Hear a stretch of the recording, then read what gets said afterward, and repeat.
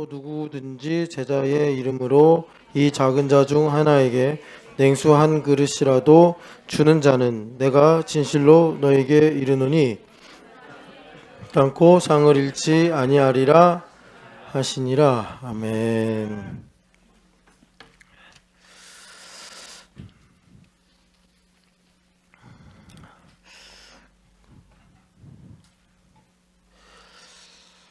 교회됨이 뭐냐라고 할 때 하나님의 말씀을 실상으로 믿는 것이다라고 1부 때 한번 교회됨을 정리하면서 말씀을 드렸는데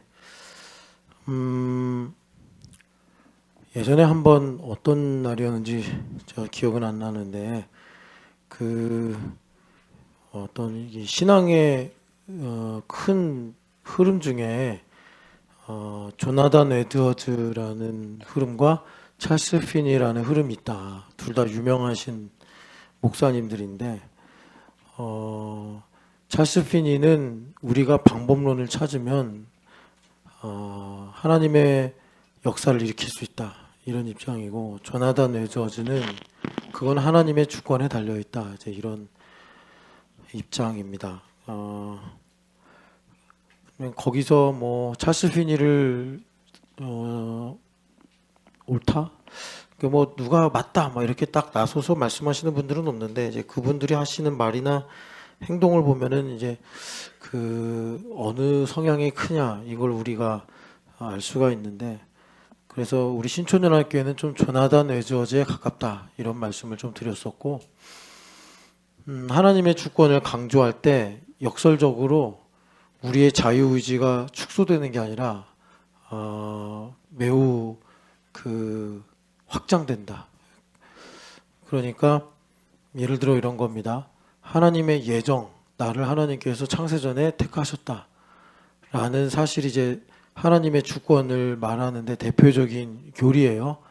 그러면 내 기분이 어떻든 내가 처한 상황이 어떻든 간에 하나님께서 나를 택하시고 부르신 데는 후회하심이 없기 때문에 변함이 없기 때문에 거기서 우리는 최고의 긍정적인 어떤 선택, 행위, 말 이런 것을 할 수가 있다.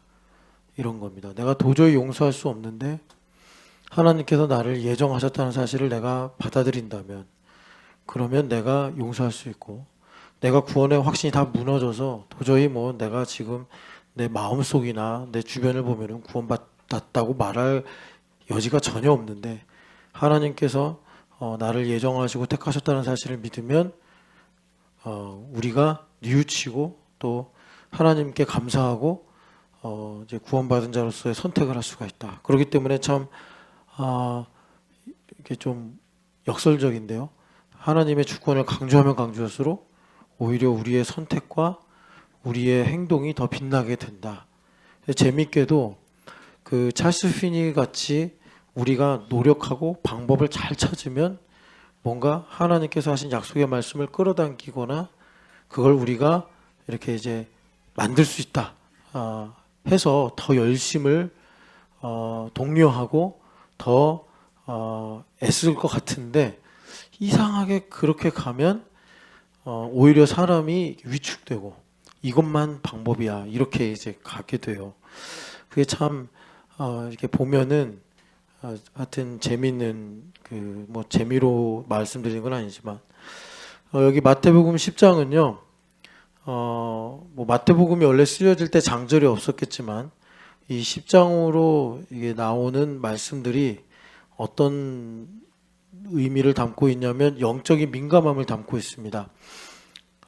그래서 여러 가지 케이스로 그 거룩의 민감성이 뭐냐, 영적인 민감함이 뭐냐, 이거를 주님께서 특별히 이제 이 10장의 전체 어떤 이 듣는 사람들이 누구냐면 제자들이에요. 그래서 2절 보면은 주님께서 12제자를 부르시고서 그 제자들이 누구냐, 이제 베드로부터 쭉 이제 그 이름이 나오고요. 그 제자들에게 그러니까 제자도는 여러분 계속 육에서 영으로 사는 삶을 지속하는 거예요. 그러니까 오늘은 새날이나 내일 되면 오늘은 헛날이 되죠. 그렇기 때문에 오늘 내가 은혜를 입어서 새 사람이었으나 내일 되면 오늘의 나의 정체성은 내일 옛사람이 되는 거예요. 그래서 교회는 이 제자도와 함께 갈 수밖에 없는데, 그래서 옛사람을 벗고 새 사람을 입는 거예요. 그러면서 뭐가 변화되냐면 내 힘으로 살려고 하는 게 최소화가 되어서 하나님께서 일을 하시려고 할 때 이렇게 반대를 하거나 하나님께서 일을 못 하시도록 방해하는 게 없어져요. 그리고 하나님께서 내 안에서 계속해서 일을 하실 수 있는 그 일의 캐파가 점점 커지는 게 제자도인데, 그러니까 우리가 이 땅에 사는 동안 나 어제 새로워졌어요. 오늘 관점에서 어제를 보면 헌 사람, 옛사람이란 말이에요. 그래서 교회 오늘 왔으면 옛사람을 벗어야 돼. 그러니까 여러분들이 벗을 사람이 없어요 라고 생각하신다면 지금 이게 좀 분별력이 없는 거예요. 내가 그냥 매너리즘에 빠져 있거나 익숙하게 신앙생활을 하고 있다 이렇게 보시면 돼요. 그런데 내가 이렇게 딱 보니까 내가 벗어야 될 옛사람이 분명하네. 그러면 그게 좀 스트레스가 될 수 있고, 뭐 깨어있지 않으면 정죄도 받을 수 있지만 기회구나, 이제 우리가 그렇게 생각할 수가 있습니다. 그래서 제자도는 계속 6에서 0으로 이 거듭나는 일들이 항상성 있게 그리스도를 따라가면서 그분께 배움으로 계속 배워야 되잖아요. 모르는 걸 계속 깨달아야 된단 말이에요. 몰라야지 배우지, 내가 모르는 걸 모르는데 어떻게 배우려고 하겠습니까? 이게 제자도란 말이에요. 그래서 제자들 부르시고서 이제 영적인 민감성에 대해서 말씀하시는데, 제일 먼저들은 제자들을 파송하시면서 주신 말씀이 거저 주었으니 거저 받았으니 거저 주라. 8절에 이 원칙을 말씀하십니다. 그러니까 너희가 노력해서 받았으니까 대가를 받고 나눠주어라. 이게 보통 세상 이치예요. 그러니까 내 힘으로 신앙생활하면 내가 노력해서 받은 은혜, 그러니까 그에 합당한 대가를 내가 또 받아야 되는 거예요. 교회 생활하는데 이런 분들이 꽤 있습니다. 그런데 주님께서 영적인 민감성을 가지고 말씀하시기를, 너희가 그러니까 거저 받았으니 거저 주라. 이 말씀 뭐냐면, 내가 땀을 흘려 돈을 벌었든 선물로 돈을 받았든 간에 하나님께서 그거 은혜로 주신 것이다.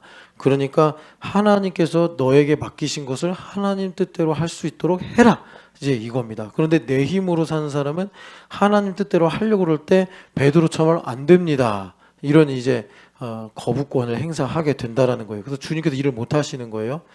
이제 그 부분을 쭉 말씀하시고, 그러면서 16절 이하는 이제 예수님께서 제자들을 보내시면서 너희들의 이 흑암에 처한 상황이 양을 이리 가운데로 보낸 것 같으니 너희들이 뱀처럼 지혜로워야 되고 비둘기처럼 순결해야 된다. 이 말씀은 뭐냐면 그 이하 17절 아래로 쭉 나오지만 성령 하나님을 철저히 의지해야 된다.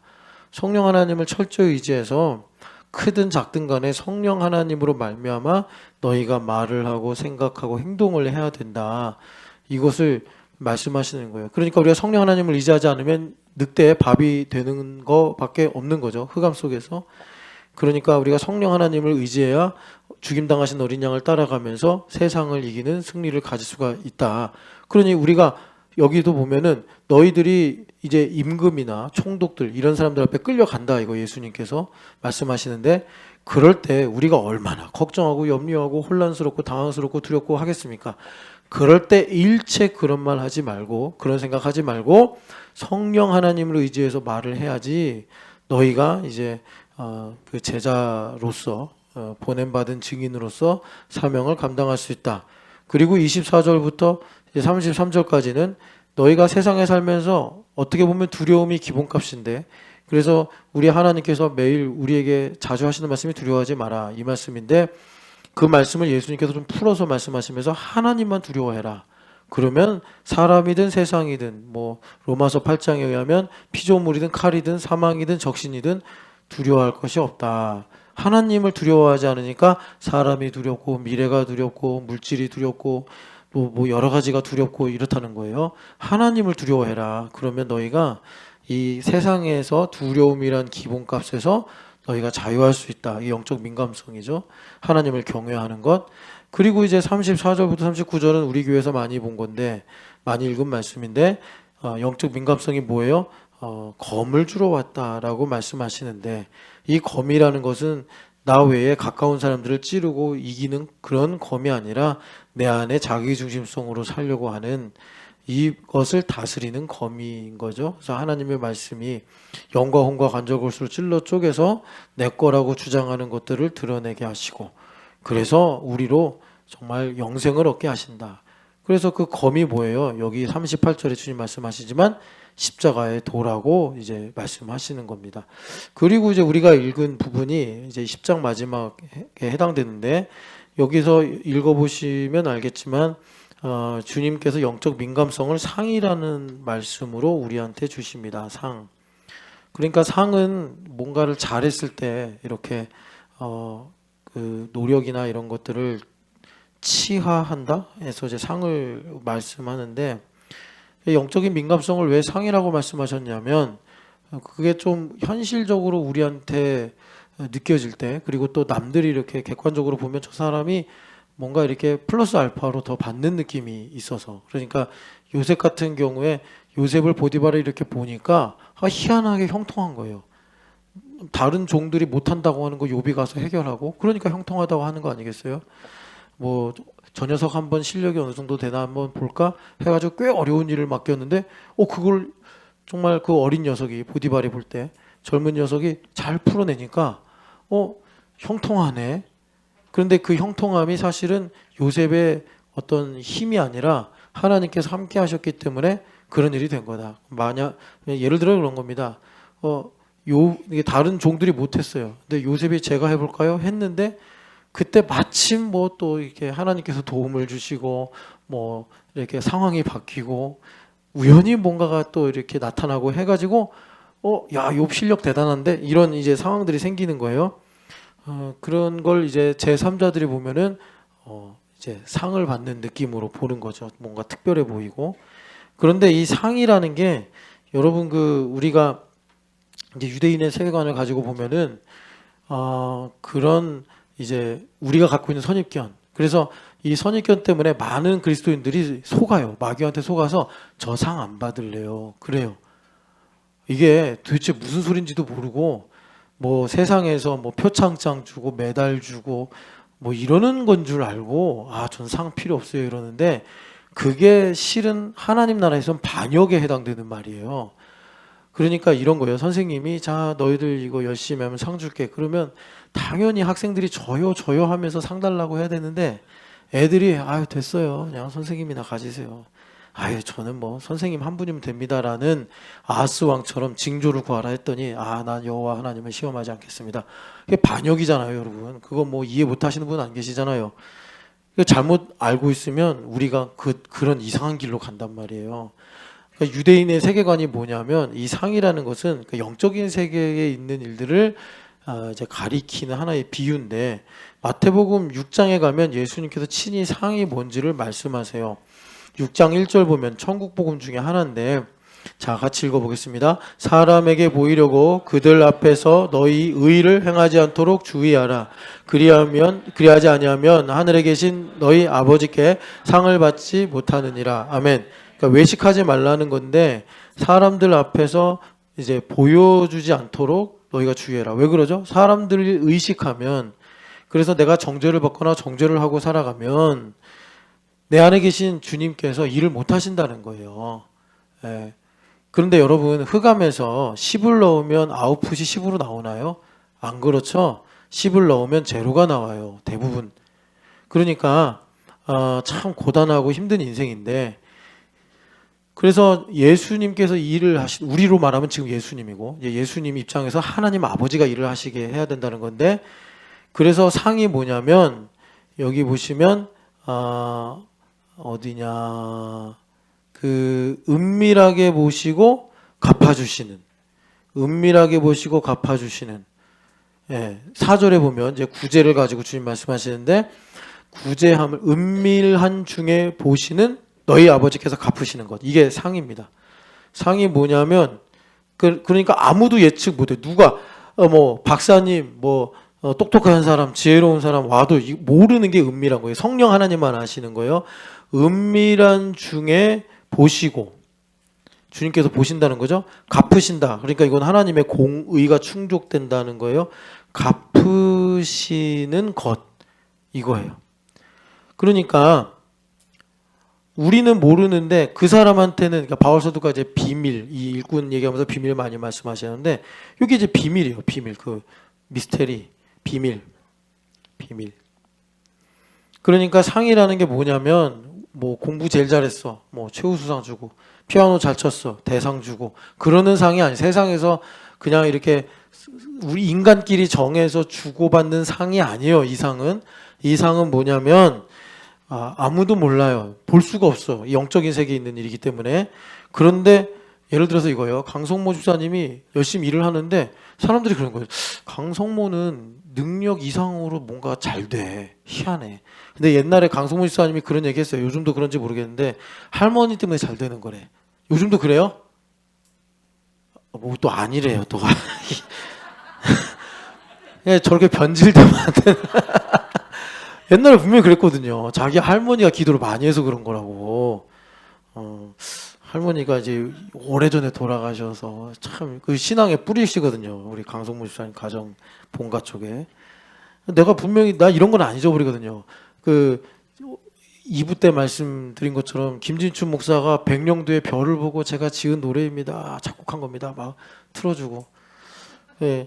그 순간 못 잊거든요. 왜? 그거 정말 하나님의 이 순간이구나. 이런 느낌이 있어서. 근데 강성모 집사님 그랬거든요.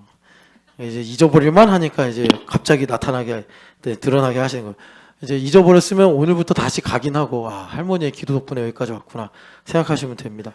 자, 그래서 은밀한 중에 보시고 갚으시는 거예요. 할머니가 뭐 이제 그 신앙생활 하시면서 기도를 하셨든지 봉사를 하셨든지 아무도 모르게 이제 교회됨으로 우리로 말하면 정말 값없이 나누고 사셨는데, 그걸 하나님께서 정말 주님께서 그러셨잖아요. 순종하면 나는 천대까지 은혜를 베푸는 하나님이다. 그래가지고 강성모 집사님 복 받고, 그 이제 이런 게 이제 우리 인간 입장에서 보면 비밀이다 이렇게 말한 겁니다. 잠깐 생각나서 얘기했는데 당사자가 기억을 못한다니까. 하여튼 주님께서 그래서 말씀하게 하셨나 보다 생각합니다. 여하튼간에 여러분 상이란 개념 아시겠죠? 상 받아야겠죠? 상 받아야 돼요, 여러분. 상 받아야 돼요. 그래서 이 상을 받으려면 아까 말씀드린 대로 영적으로 민감해야 된다. 영적으로 민감해야 된다. 그러니까 영적 민감성은요, 여러분 뭐 우리가 어디서 훈련받고 배워가지고 은사를 갖고 아는 게 아니라, 여러분 예수님 가장 영적으로 민감하셨죠? 들에 핀 이 들꽃을 봐라. 솔로몬의 모든 영광으로 입은 옷보다 아름답지 않느냐. 이거예요. 갑이나 들에 핀 들꽃이 뭘까? 그게 너의 얼굴에 가득한 웃음이야. 그게 제일 아름다워. 그러니까 공중에 나는 새는 뭘까요? 그거는 이제 뭐 우리 일상에서 뭐 공중에 나는 새가 내가 막 날아라 그러지 날아요? 그냥 지가 날고 싶을 때 나르는 거 아니에요. 근데 지혜를 배우라는 거죠. 저 새가 수고하냐? 씨를 뿌리냐? 길쌈을 매냐? 그런데 저 새는 누가 먹일까? 김 목사님한테 물어보세요. 누가 먹이겠어요? 요즘도 걱정하시는지 모르겠는데 고양이들 때문에 이 새들이 개체수가 줄고 있다고. 그냥 새들을 사랑하는 마음. 근데 하나님 다 지키시고 보호하신단 말이에요. 고양이들도 좀 먹고 살아야 돼요. 서울에 다시 쥐들이 많아져가지고 고양이들이 좀 개체수가 들어서 쥐들 많이 사냥해야지. 여하튼 이 영적인 민감성은요, 겸손과 온유예요. 그래서 여러분이 겸손과 온유 예수님의 마음이라고 하셨고, 오늘 이 마음이 사실은 여기 이제 10장에 여러분들이 보신 제자의 이름으로 거기에 이제 연결됩니다. 자, 그래서 겸손과 온유, 예수님의 어떤 독백으로 바꾸면 뭘까요? 하나님 아버지 한 분이면 충분합니다. 이런 거예요. 제자들이 예수님을 알아주든 못 알아주든, 동족이 예수님을 믿든 안 믿든, 예수님은 그냥 하나님 아버지 한 분이면 충분합니다. 이제 그것이 하나님께서 넌 참 오냐고 겸손하구나 이렇게 인정하시는 것이고, 그럴 때 우리가 이 상을 놓치지 않을 수가 있다. 자, 그러면 이제 우리가 이 42절에 이 상, 여기 냉수 한 그릇이 1, 2부 때 말씀으로 보자 하면 실제입니다. 실제. 저는 이 실제를 꼭 여러분들이 알고 또 소유하시기를 축복합니다. 실제. 그러니까 실제는 막 기도를 엄청 많이 해서 뭔가 이렇게 탁 배우는 그런 게 아니라 그냥 들꽃, 여기 냉수 한 그릇처럼 들꽃. 아니 여러분, 우리가 건강하기만 하면, 팔다리만 있으면, 아니 목마른 사람한테 냉수 한 그릇 주는 게 뭐가 힘들어요? 그냥 수도꼭지 뚝 틀어서 해가지고 목마르십니까? 이렇게 하면 되는 거잖아요. 실제는 그런 거라고. 뭐 내가 막 엄청 애쓰고 막 버티고 이렇게 해도 되는 게 아니고. 자, 그러면 이제 이걸 우리가 좀 더 파야겠는데, 이제 들어야겠는데, 하나님께. 자,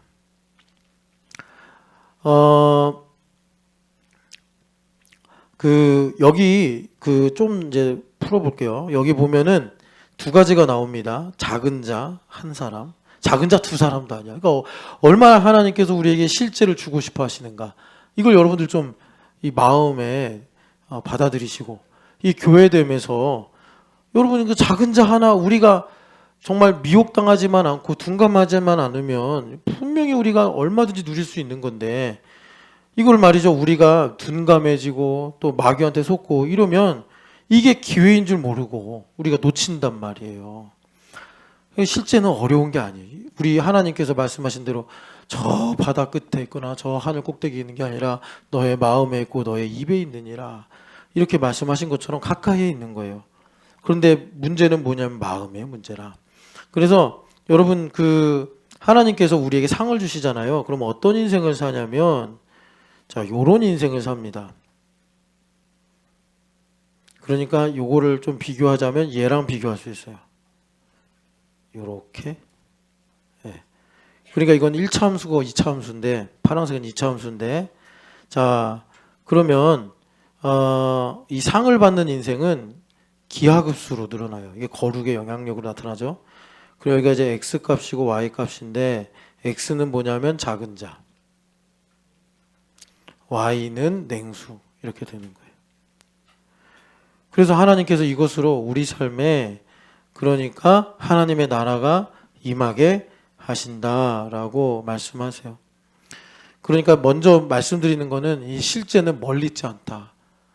우리 예수님 아시면 여러분들이 이게 어렵거나 멀리 있는 게 아니라는 거 알 거예요. 작은 자. 예전에 한번 우리 여기 앞에 있는 유연이를 두고서 제가 말했는데, 유연이는 참 그러니까 뭐라 그럴까, 되게 친절해요. 유연이는요, 적이 없어요. 되게 좋은 성격이에요. 그래서 가끔 외롭기도 해요. 이게 좀 혼자 있는 시간도 있어요. 적이 없기 때문에, 또 편을 지어 놀지 않기 때문에 유연이는 가끔 혼자 있어요. 그러면 유연이는 약간 좀 외로움을 타요. 그럴 때 여러분들이, 이게 이제 작은 자란 말이에요. 그럼 유연아, 이모랑 놀래? 이러면 유연이는 그냥 신나요. 그냥 신나요.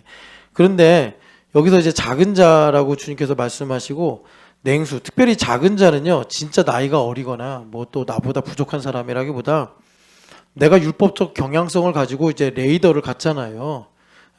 그 범주에 들어가지 않는 작은 자입니다. 그러니까는 어쩔 때는 나보다 힘이 세고 나보다 더 뭔가 신앙생활을 오래 한 사람일 수 있어요. 이 작은 자의 가장 중요한 핵심은 나의 인본적인 누룩이 들어가지 않는다는 것입니다. 그러니까 여러분, 정말 작은 자인데 나랑 친해. 그럼 그 사람 작은 자가 나한테 안 돼요. 나한테 편해, 이 사람이.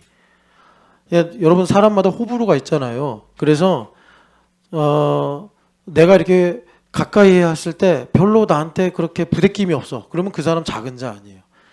작은 자는, 그렇다고 여러분들이 억지로 부대끼고 불편한 사이들에게 찾아가서 뭐 해라 말라 이런 얘기가 아니라, 제가 강조하는 건 뭐냐면, 어떤 나의 기준, 나의 생각, 나의 판단이 전혀 들어가지 않을 수 있는 마치 우연인 것 같은 하나님의 섭리 속에서 필연적으로 만나게 되는 그 X값을 제가 지금 가리키는 거예요. 그래서 가장 중요한 거는 내가 어떻게 해야겠다, 원칙 원리가 아니라 예수님으로 만족하면 그냥 내가 교회에 와서 1부부터 3부까지 쭉 있는데 그 모든 순간이 이 작은 자들로 연결될 수가 있습니다. 시간이든지 일이든지 만남이든지 대화이든지.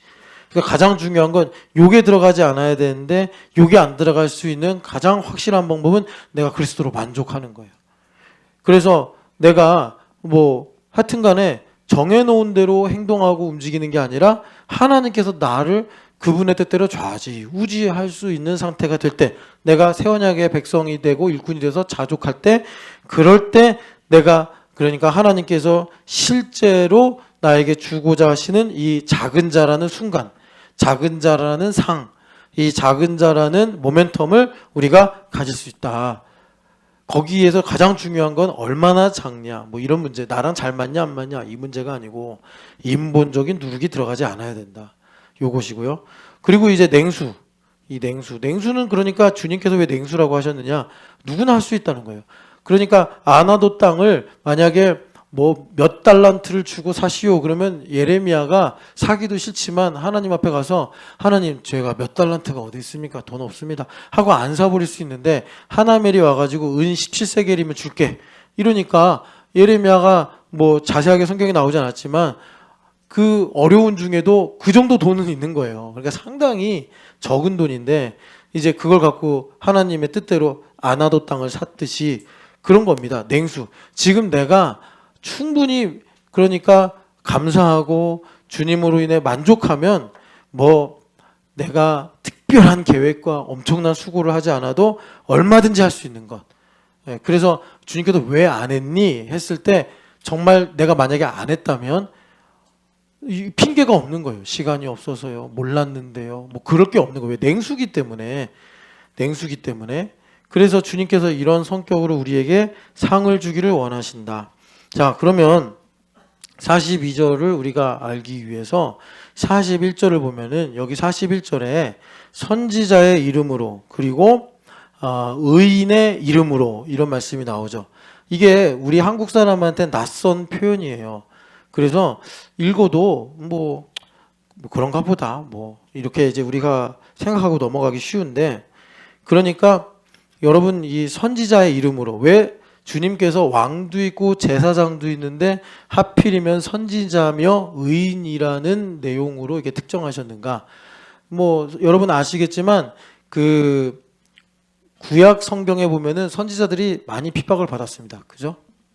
그러니까 제사장하고 왕은 약간 기득권에 해당돼요. 이 구약 성경에 보면. 그리고 선지자는 그 기득권에 대해서 이제 광야에서 외치는 자의 소리처럼 하나님의 말씀을 전하고 뭐 경고하고 또 하나님의 일들을 예언하고 이런 일을 하다 보니까 주로 이제 광야에서 왔어요. 전통이 그래. 전통이 엘리야도 그렇고 뭐 또 세례 요한도 그렇고, 그러니까 선지자다 이러면 성격이 여러분 이해가 되시죠? 의인도 마찬가지인데 예수님께서 팔복에서 의인을 말씀하시면서 의에 줄이고 목마른 사람 복이 있다 이러셨어요. 그러니까 이 당시에 보면은 의를 위하여 이제 주장하고 의를 추구하면 핍박을 받아요.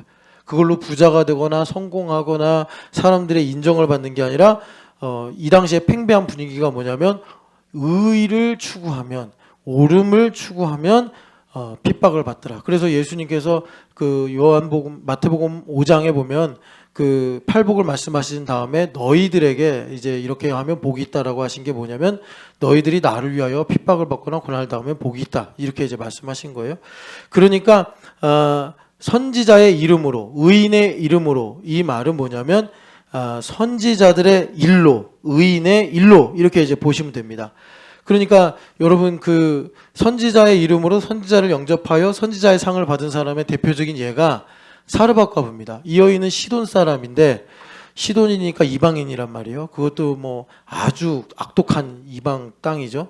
그런데 처음 본 엘리야 선지자를 가난한 마음이 있으니까 하나님께서 사르밧과부의 마음을 움직이실 수 있었던 거예요. 그러니까 뭐 불쌍해 보였는지 아니면은 뭔가 하나님께서 감동을 주셨는지 떡 하나밖에 안 남았는데, 한 줌의 밀가루밖에 안 남았는데 그거를 엘리야를 대접하는 데 썼단 말이에요. 그러니까 엘리야가 지금 어떤 사람이죠? 하나님께서 북이스라엘에 세일을 행하시기 위해 사용하는 사람이란 말이에요. 그게 선지자의 일이에요. 그걸 선지자의 이름이다 이렇게 말을 하는 겁니다. 그럴 때 선지자를 영접했어요. 그러니까 누구죠? 엘리야 선지자를 그러니까 대접한 거예요. 순종한 거예요. 그랬더니 엘리야 선지자가 여러분 굶어 죽으면 돼요, 안 돼요? 안 되죠. 그러니까 3년 6개월 동안 하나님께서 계속 먹이시는데 그 엘리야 선지자를 구원하시고 엘리야 선지자를 보호하시는 은혜의 지붕 아래 사르밧 여인과 아들도 보호를 받게 된 거예요. 그게 선지자의 상을 받은 것입니다. 여러분 이해가 되시죠? 이게 이 땅에서 사는 방법이에요. 이 땅에서 사는 방법이에요. 그러니까는 이 땅에서 어차피 저주를 받았기 때문에 우리가 애쓰고 수고해봐야 땅이 너에게 줄 것이 없다. 하나님께서 말씀하셨잖아요. 그래서 하나님께서 우리에게 하나님 나라를 주길 원하시는데, 그래서 우리가 이제 여러분 41절은 지금 이제 유대인들이 1차 청중이거든요. 그러니까 유대인들이 이해하기 쉬운 내용으로 주님 말씀하시는 거예요.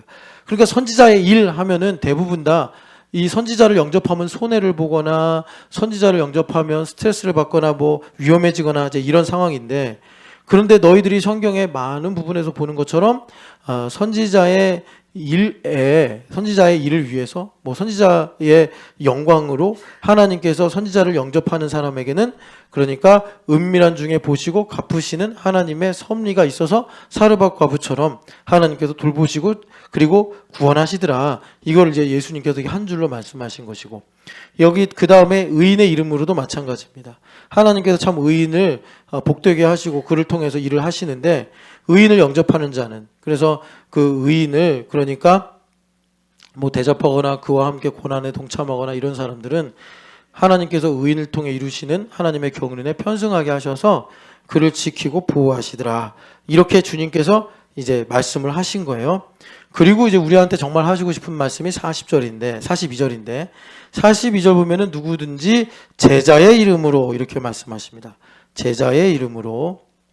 이 제자의 이름이 뭐냐면, 그러니까 여러분 예수님께서 이 다음 성경 말씀 11장을 보면은 주님께서 잘 아는 말씀이에요. 11장 28절 보면은 수고하고 무거운 짐진 자들아 다 내게로 오라 하십니다. 그러니까 네 힘으로 살려고 하지 말고 하나님의 뜻대로 살려고 해라.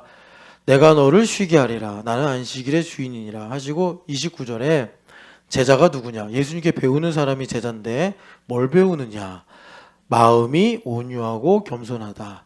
내 마음을 배워라 이렇게 말씀하십니다. 제자의 이름으로라는 말씀은 무엇을 의미하냐면 제자가 되어서 예수님의 마음을 얻는 거예요. 그게 제자의 일이에요. 우리가 그리스도를 왜 따라가느냐? 뭐 그리스도께서 능력이 있고 그리스도께서 영광스러우시고 그리스도께서 위대하시기 때문에 따라가는 것도 있지만, 정작 그리스도이신 예수님은 우리에게 뭘 배우라고 하시냐면 내 마음을 배워라. 내 마음은 온유하고 겸손하다. 그래서 얼마나 온유하고 겸손하신지 예수님의 손에다 못을 박는 사람들, 예수님을 힐난하며 조롱하는 사람들을 향해서도 아버지 불쌍히 여겨 주시옵소서라고 하는 게 예수님 마음이에요. 그러니까 이 마음을 너희들이 배워라. 그래야지 상을 받는다. 이렇게 말씀하시는 거예요. 그래서 예수님의 마음을 받는다. 그러니까 예수님과 하나가 된다. 이거예요. 예수님과 하나가 된다. 자, 예수님의 마음을 우리가 어떻게 하면 우리가 배우고 가질 수가 있습니까? 머리이신 예수님과 몸으로 연합하는 거예요. 그래서 사실 이 말은 교회됨을 이루라 이 말하고 똑같아요. 그래서 예수님과 하나 되어 예수님의 마음을 가지고 우리가 살아가는 거예요. 그걸 예수님께서 지금 여기에 영적 민감성을 주제로 말씀하시니까 제자의 이름으로 이렇게 말씀하신 거예요. 자, 그래서 주님께서 제자의 이름으로 작은 자에게 냉수 한 그릇을 이제 대접하는 자는 그 상을 잃지 않는다라고 말씀하셨어요. 그러니까 예수님의 마음을 가지면 우리가 하나님 중심으로 작은 자를 작은 자로 안 보고, 그러니까 들꽃을 그냥 이름 없는 보나마나한 꽃으로 안 보고 솔로몬의 모든 영광보다 더 아름다운 것으로 입은 하나님의 영광을 본다는 거예요. 여러분 아시겠습니까? 그게 예수님의 겸손과 온유의 마음이에요. 우리가 이 마음이 없으니까 우리 하나님께서 야 이거 태우야 이거 봐라 얼마나 이 들꽃이 아름답냐. 근데 막 짓밟아. 그리고 몰라요. 그리고 내 인생 불행하대. 그리고 이런 거예요. 들꽃이 뭐겠어요. 여기 주캠 애들이라니까요. 이 아이들하고 주말 캠프하고 이러는 거예요. 그럼 하나님께서 그런 거예요. 야 솔로몬의 영광보다 더 아름답지 않냐. 그게 무슨 말이겠어요. 하나님의 영광이 있다는 거죠. 그런데 내 마음이 이게 오냐고 겸손하지 못하니까 뭐 애들만 좋지 뭐 저는 뭐 좋을 게 뭐가 있습니까? 막 이런 거예요. 들꽃이 뭡니까? 이제 애들을 말한 거는 이제 이해하시기 편하라고 한 거고 우리 교우들이에요. 교우들. 예, 교우들. 그래서 우리 교우들이 다 하나님의 아름다운 영광을 가지고 있어요. 하나님의 형상이니까. 그런데 내 마음이 오냐고 겸손하지 못하니까 그냥 막 짓밟고 다니는 거예요. 짓밟고 다니는 거예요. 네잎클로버 본 적 있어? 네잎클로버? 본 적 없지? 아, 채울이 봤어? 대단한 어린이네. 근데 네잎클로버가 진짜 있나요? 저는 모르겠는데 세잎클로버. 네잎클로버가 행운이라면서요. 네잎클로버 찾는다고 세잎클로버를 막 밟고 다닌대. 세잎클로버는 꽃말이 행복이래.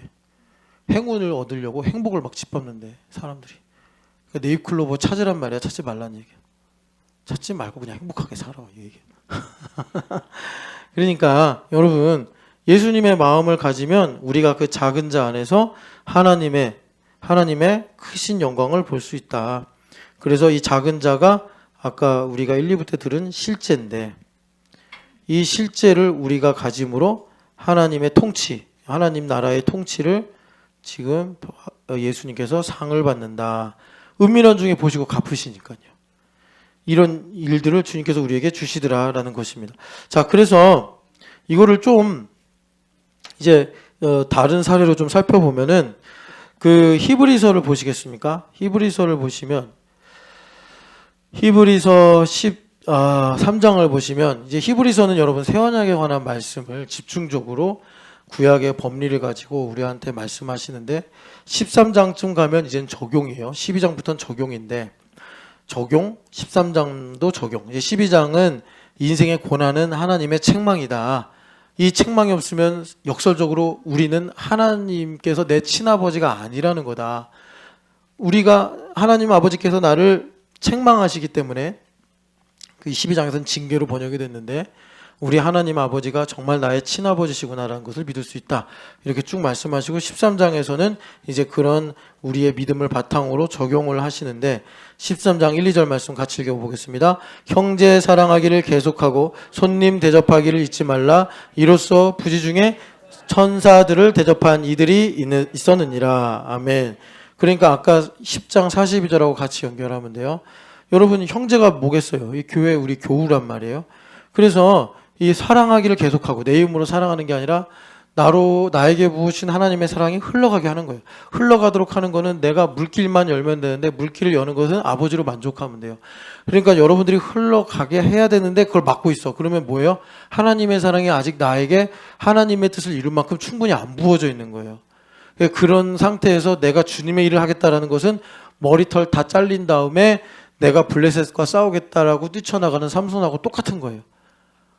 그러니까 그러지 말고 여러분들의 마음에 성령으로 말미암아 하나님의 사랑이 가득 부어지게 돼서 그 사랑이 흘러가게 하면 된다고. 그래서 그 사랑이 흘러가게 되면 어떻게 한대요? 여러분 이건 히브리서는 이제 유대인들이 받는 복음이잖아요. 그러니까 유대인들은 항상 토라를 묵상해요. 토라에서 가장 많이 반복되는 말씀 중에 하나가 나그네를 기억하라, 나그네를 대접하라요. 그러니까 여기 손님 대접하기를 잊지 말라. 그러니까 이 손님은 갑자기 우리 집에 찾아오는 객을 가리켜 손님 이렇게 말한 게 아니고 우리가 다 손님이에요.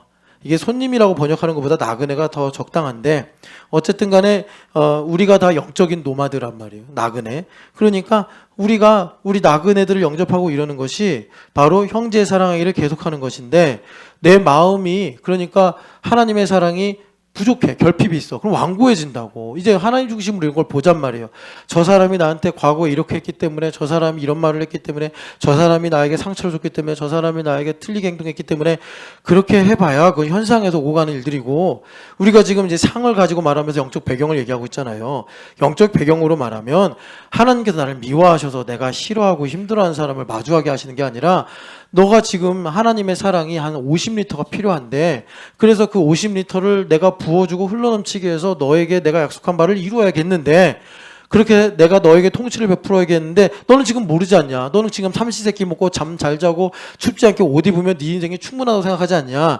그런데 라오디게아 교회에게 말씀하시는 것처럼 안약을 사서 발라서 지금 네가 50리터를 채우지 못하고 45리터 정도 채우고서 불안하고 두려워하고 초조해하는 그 너의 이 무의식의 세계를 봐야 된다.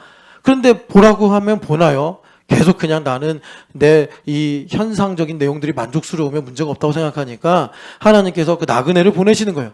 그럼 나그네를 딱 보면은 우리가 이제 나그네 문화가 없기 때문에 이 말씀이 실감이 안 나는데 풀천객이란 말이에요. 내 스케줄도 조정해야 되고 또 내가 뭐 저축해 놓은 것도 깨야 되고 막 이런 이제 변수들이 막 생기는 거예요. 이게 복잡해지면서 혼란스러워지면 내 안에 무의식에 감추어졌던 두려움이나 불안이나 이런 것들이 이제 올라오는 거예요.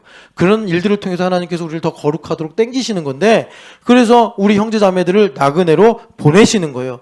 그럴 때 우리가 하나님께서 나에게 이제 이만큼의 사랑을 채우라고 하시는구나, 할렐루야 감사합니다 하고 사랑을 흘려보내면 된다라는 거예요. 그러면 사랑을 흘려보내면 어떻게 되느냐, 여기 2절 마지막에 보니까 부지 중에 천사를 대접하는 이들이 있었다 이렇게 말씀해요.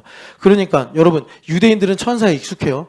그러니까 우리가 무슨 뭐 천사를 잘 대접하면 천사들이 아이고 잘 먹었다 하고서 우리한테 무슨 복을 준다 이런 말이 아니라, 천사는 히브리서 1장 2장에 나오는 것처럼 하나님의 말씀을 이루기 위해 수종드는 존재로서 하나님 창조하셨다고 그래요.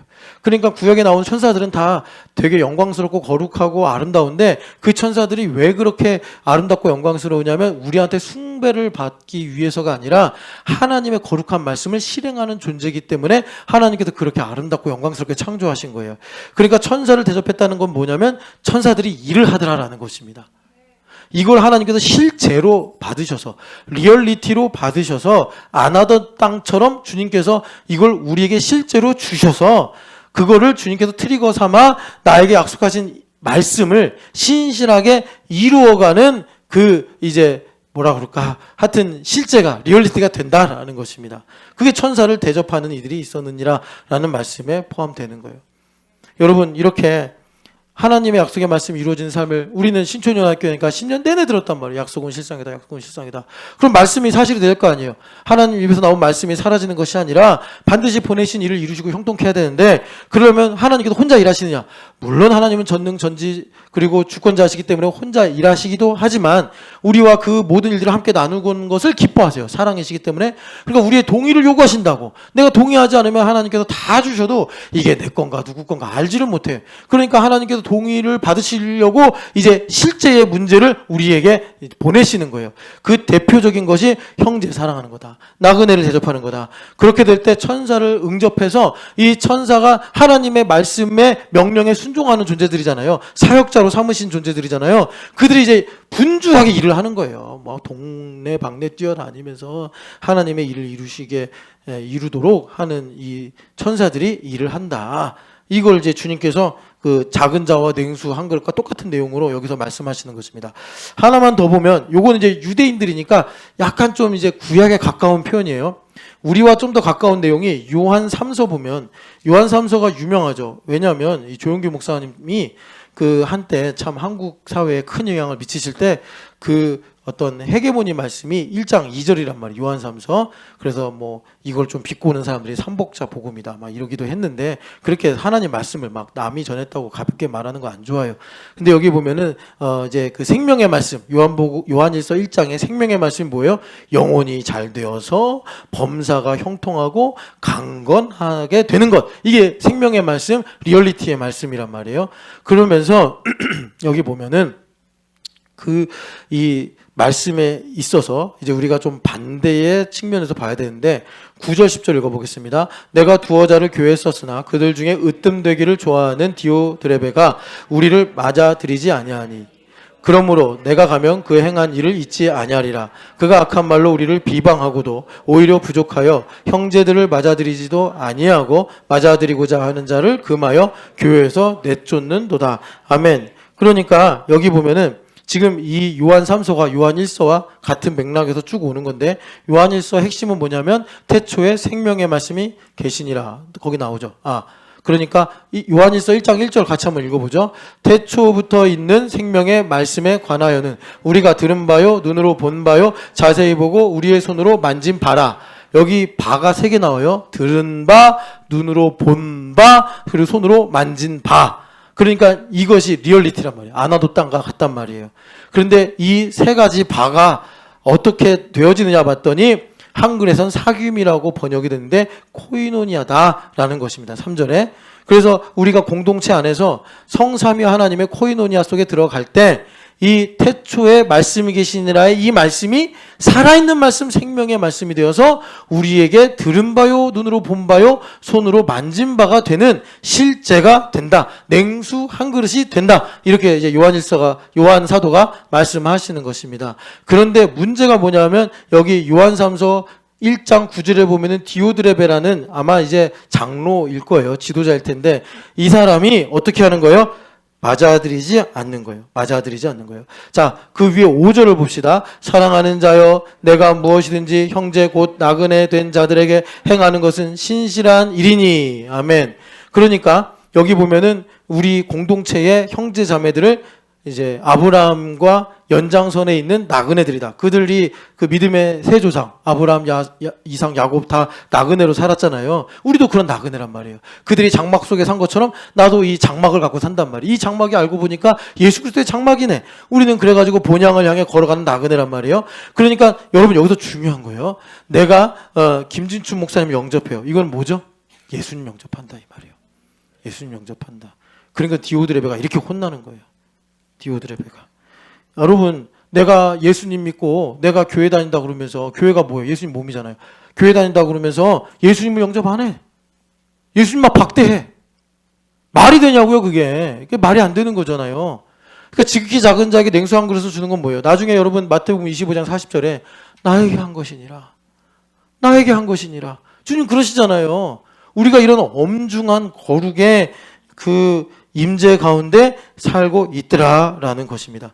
그래서 아까 전에 히브리서 13장 1절은 유대인 버전으로 이제 사도가 쓰신 말씀인데, 거기서는 우리 나그네 된 형제를 영접하는 것은 천사를 영접하는 것이다. 그러니까 정말 그 중에 천사가 있다 이 얘기가 아니고, 그러니까 뭐 천사야 눈에 보이지 않지만 여기도 이제 뭐 천사들이 다 듣고 있겠죠. 그런데 천사를 영접한다는 것은 하나님께서 말씀을 사실로 이루시는 통치 안에 들어간다라는 것인데, 여기서는 아예 더 그러니까 밀도가 높게 천사보다 높으신 예수님을 영접하는 것이다. 이렇게 주님께서 우리에게 말씀하시는 거예요.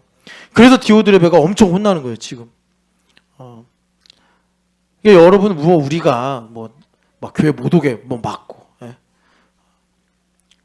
오지 마! 막 이렇게 막고 이러진 않지만, 현대인들은 또 교양에 있으니까. 그러진 않지만 어떻게, 마음으로 우리가 이렇게 금하잖아요.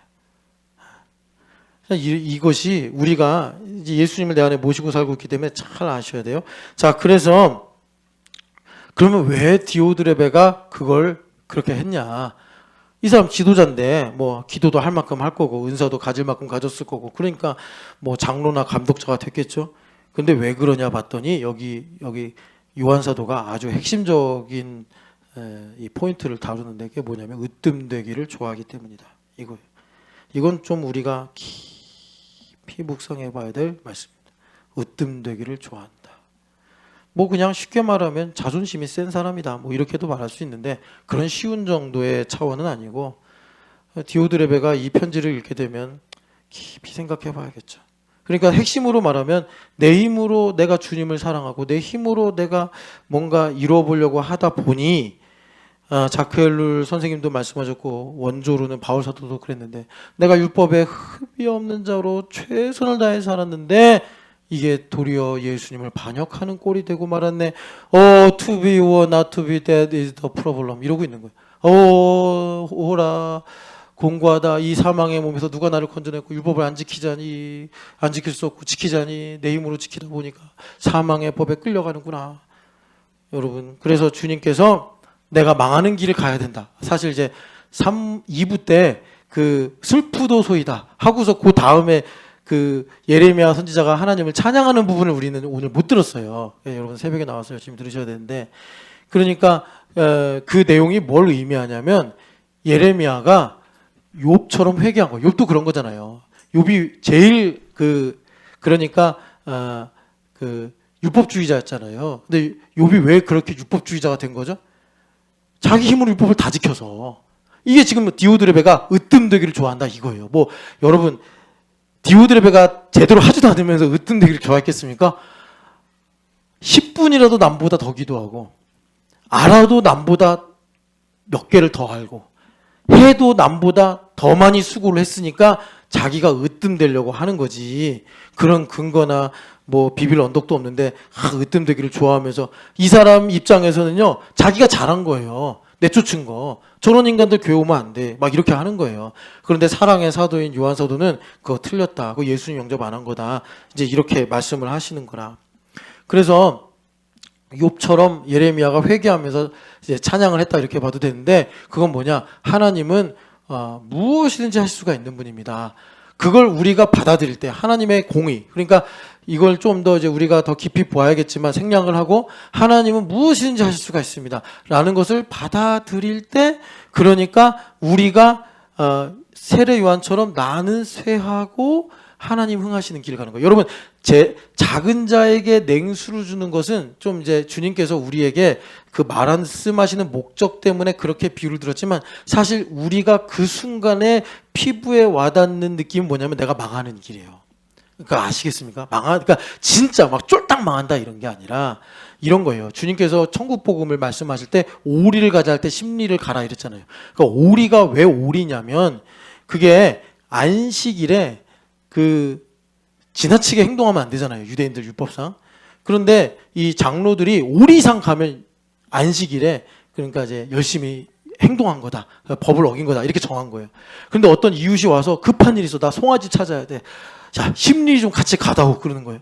그럴 때 가야 돼. 주님 그러시는 거예요. 그만큼 내가 영적으로 민감해야 돼.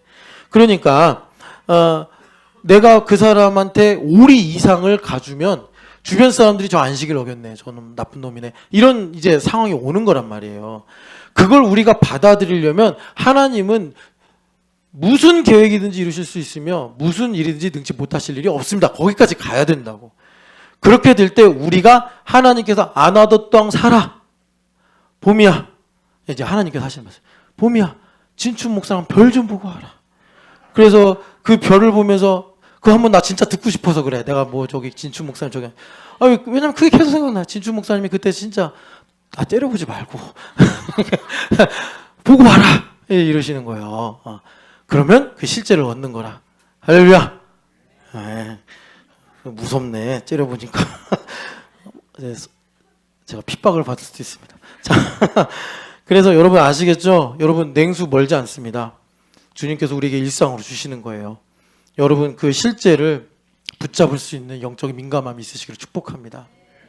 그 실제가 실 하나하나가 시질과 날줄이 엮이고 설키고 해서 하나님께서 우리 인생의 아름다운, 이란 하면 카페트 아니에요? 근데 이란이 지금 하메네이 1차 폭격 때 죽었대요.